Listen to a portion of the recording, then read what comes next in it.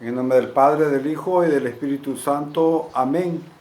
Que la paz del Señor esté con cada uno de ustedes, hermanos y hermanas, en este día sábado, 3 de septiembre del 2022. El Evangelio que vamos a meditar es el de San Lucas. Estamos en el capítulo 6, versículo del 1 al 5. Un sábado iba Jesús paseando por entre unos sembrados.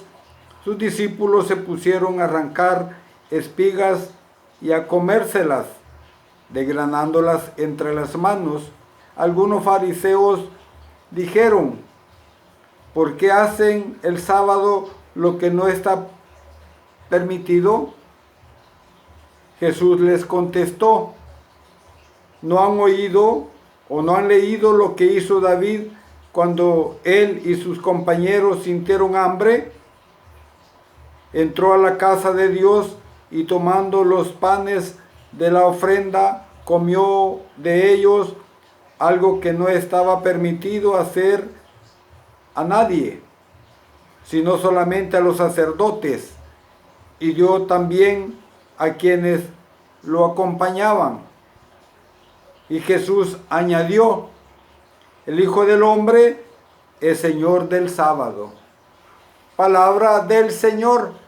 Gloria y honor a ti, Señor Jesús. Hermoso el pasaje, como siempre. Vale la pena que lo meditemos y lo reflexionemos. El Evangelio entonces, del Evangelio de este día, manifiesta y retrata, mejor dicho, la actitud de Jesús de Nazaret ante las normas religiosas, en tanto que estas normas oprimían y alienaban a las personas, sobre todo a las más humildes y sencillas. Hay que saber, hermanos y hermanas, que para la cultura judía en el cual nació nuestro Señor Jesucristo, el sábado era considerado, digamos, el signo de la elección y la alianza entre Dios e Israel. Teológicamente, hacía memoria de la creación de Dios, de su designio salvador. Pero quizás nosotros nos podíamos preguntar, en nuestra toma de decisiones, ¿usamos el sentido común o nos regimos siempre por las cosas que siempre se han hecho así? Porque Jesús cita las escrituras donde aparece el rey David, que por sentido común rompe la tradición del pueblo judío. Lo podemos leer allá en primer libro de Samuel, capítulo 21, del 1 al 7. Además, Jesús revela, hermanos y hermanas, que Él es el Hijo del Hombre y por lo tanto es el dueño del sábado. Estamos llamados a vivir de una manera distinta porque tenemos a Jesús como el Señor. Y nosotros como seguidores experimentamos de alguna manera la liberación, la curación y sobre todo el descanso como verdaderos hijos de Dios. Sociológicamente era la celebración de la comunidad llamada la corresponsabilidad frente a la sostenibilidad de la vida en sus múltiples formas. En este sentido, hermanos y hermanas, el espíritu de la ley sugiere no cumplimiento obligado de un mandato, digamos, que está lleno de impureza o castigos, sino memoria agradecida y con, digamos, la construcción de la identidad, sobre todo de la identidad comunitaria. ¿Acaso ese no tendría que ser el sentido de la celebración del Día del Señor, o sea, el día domingo para nosotros, y de los encuentros en las comunidades eclesiales hoy? Nuestra participación eclesial parte de ser un ofrecimiento voluntario, ha de fomentar la integración de nuevas personas. Por lo tanto, hermanos y hermanas, debemos de promover leyes que vayan en la línea de la humanización de las personas. Por eso Jesús dice que el Hijo del Hombre es Señor del sábado. Hoy, ante la acusación de los fariseos, Jesús les explica el sentido correcto del escándalo sabatino, invocando un ejemplo del Antiguo Testamento. Él les dice: ni siquiera sabéis o habéis leído lo que hizo David.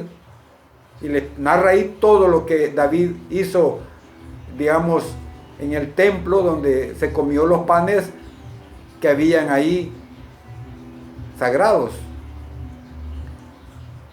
La conducta de David anticipó también la doctrina que Cristo enseña en este pasaje. Ya en el Antiguo Testamento Dios había establecido un orden, digamos, en los preceptos de la ley, de modo que lo de menor rango cede ante lo principal. A la luz de esto, se explica que un precepto ceremonial, como el que acabamos de leer, cediese ante un precepto de la ley natural. Igualmente, el precepto del sábado no está por encima de las necesidades elementales de las personas. En este pasaje, Cristo enseña cuál era, mejor dicho, el sentido de la institución divina del día sábado.